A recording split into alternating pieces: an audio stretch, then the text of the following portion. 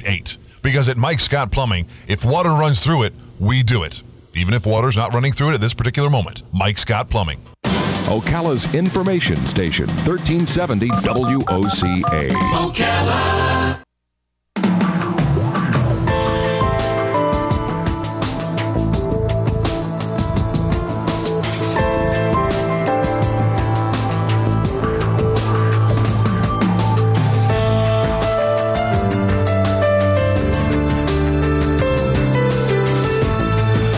All right, 5 minutes after 11 o'clock. Thank you for tuning in this Monday morning. It's 11 o'clock already. Wow, the morning has really gone fast. Usually at this time slot, we speak about health topics, and we have one right now. Chantale Chenier is on the phone. She's a registered nurse and a multiple sclerosis one-to-one nurse. March is National Multiple Sclerosis Awareness Month, and I think I read somewhere that Chantale works here in Florida or does something virtual. Let's find out right now. Chantale, good morning. How are you? Good morning, Larry and Robin. How are you? Good. Where are you calling from? I am in South Florida in Broward County. Oh, okay. All right. We were just in West Palm on, when were we? Thursday. Thursday. Oh. Nice. Well, thank you for being on the air with us today. Tell me what you do. What is the, is it like an online thing that we can use where we can talk to you, virtual support? MS 121 is a telephonic support, and we also have a website, ms121.com. And Okay. what we do is we provide a 24/7 personalized care through one-on-one conversation with MS nurses. We offer tips and information about how to manage, the unpredictable disease that is MS. And we also help people understand what they can expect from their Genzyme Sanity treatment and how to manage their expenses. We try to be available to patients and caregivers, and you always have access to a nurse, so it's a live conversation with one nurse. Oh, we were told that 200 people are diagnosed with MS each week. Isn't that a very, very large number? Why is that happening? Well, there is no exact reason why this is happening. I mean, MS is a chronic neurological disease. There are 400 people in the United States that is affected by this disease, and 2.5 million worldwide. So, like I said, it's a chronic neurological disease. It's an autoimmune disease, and the reason why it's been diagnosed. There's many reasons, and there's many ways now that they have many tools to diagnose MS now. Could a person who is not the patient go onto the MS one-to-one website and chat with somebody because he or she is concerned for somebody they care about? Exactly.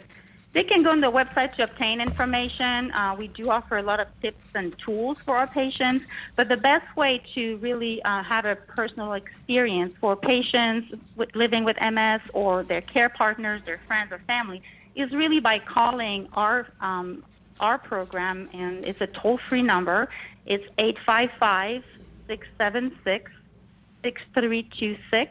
And we have a team of nurses waiting to speak with patients, and we're here 8:30 a.m. until 8 p.m., and that is Eastern Time. And there's also a nurse on call 24/7. So the patients or the caregivers, they always have access to a nurse. Is MS sometimes diagnosed as Parkinson's, or aren't they related? I don't have any literature supporting that. Like I said, MS is a chronic neurological disease, and it's in itself. Different people will experience different symptoms, and the way that the disease progresses, the kind of symptoms, and how intense those symptoms are, it will vary from person to person. Really? We can talk. Go ahead. Well, I was going to ask you this, that since so many people are diagnosed regularly, that sounds to me that people might be worried that they have it, but haven't been told that they have it yet. So what kind of symptoms does it normally present? Well, we have a great question. There's a lot of common symptoms that I can absolutely review. But again, keep in mind that it is a personalized disease where everybody has a different symptom and it doesn't show in everybody the same way, and it can evolve in the same patient throughout their disease, so it doesn't always affect them the same way. The most common symptoms seen in MS include fatigue, numbness, walking issues, coordination issues, balance issues, bladder and bowel dysfunction, vision problems, dizziness, vertigo, sexual dysfunction, pain, cognitive issues, emotional changes, depression. So as you can see, there are so many different symptoms. They come and go. They may last. They may not last. So it is a symptom. It is a disease that is diagnosed by exclusion. So meaning that the doctor will have to use many tests and examination to rule out other causes for the symptoms before identifying MS as the cause. How did this become the area of expertise that you've devoted your life to? Do you know somebody, or do you yourself have MS? I do not have MS. I do know I have someone in my family that does have MS, and she lives a very full and healthy life. There are so many options now with patients with MS, to modify the disease course, treat the flare-ups, manage the symptoms, and improve the function. So there are a lot of options for them. And how do you help the caregivers?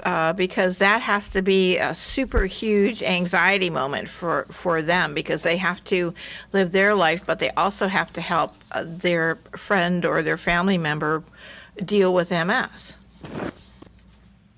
Exactly. MS, is the patient has MS, but sometimes, often the whole family or the whole entourage also suffers from the disease because they have to be there and support them. And that's why we're here to assist them step by step. We offer the support, the one-on-one feeling that there's somebody there that care for them, either the patient or the caregivers, and then we're going to be there for them. When a patient calls for the first time, our program, let's say they've been newly diagnosed and they were just prescribed a Genzyme Sanofi product, we're there to help them navigate through that process. It's a very overwhelming process, and we're there to support them every step of the way and to be their partners. Chantale Chenier is our guest. Chantale, we have a call coming in. Would you like to address the question of the caller? Sure. Okay, good. Thank you for calling. Good morning. You're on the air with Chantale Chenier. Yes, thank you for taking my call. Doctor, at any stage of MS, would it be considered life-threatening? Life-threatening. I'm not a doctor. I am a registered nurse. So that would be a really good question, to discuss with the neurologist or your doctor.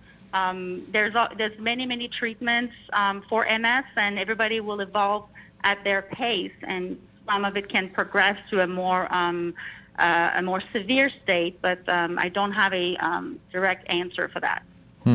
Thank you. Okay, thank you. Do you have support groups, and could you learn from each other? For example, let's say you know somebody with MS, they go to an MS support group, and one of the other people in the group says, I got the same symptoms as you. Here's what worked for me. I take a hot bath, or something as simple as that. Are there little things that we learn from each other?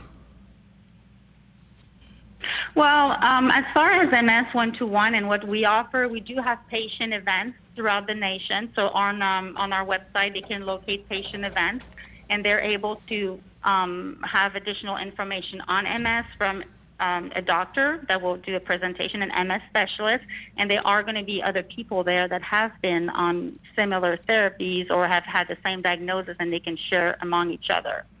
Okay. But we don't have a per se at MS one-to-one a blog where they can communicate. I gotcha. Okay. Well, what an important topic, and for everybody who is in our listening audience that can relate to what we're talking about right here regarding multiple sclerosis, if you have the disease yourself or you know somebody who does and you want a resource, this is a really good one right on your computer, ms121.com, and it's spelled out MSONETOONE.com. And I just went to it. It was really easy to get to, and I could see also the phone number on there. Anything else the audience should be told, Chantale? Well, with all the medication and disease-modifying therapies, and there are so many ways that a patient can live a very healthy and complete life with MS. So there are so many options. I do encourage them to call us. It's not for our services. We have a lot of resources that we can share with them, and then we can direct them to the correct society to get additional assistance. Okay. Chantale, thank you for being on the air with us today, and come back anytime.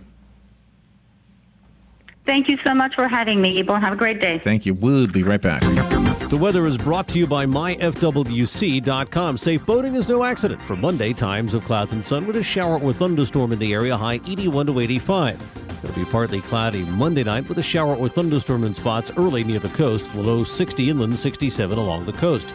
Tuesday, partly sunny with a shower and thunderstorm or two popping up, high 78 to 82. For Wednesday, partly sunny with an afternoon shower or thunderstorm, high 80 to 84. From the Florida Weather Center, I'm Joe Lundberg. Don't get caught without your daily source of senior deals. Pick up your copy of the Senior Voice newspaper. It's your source for schedule and events tailored to seniors, with information you need, like a list of free events in the area. We even have Tom's Picks, a free referral for people who are looking for a company to do work for them. Tom's Picks will refer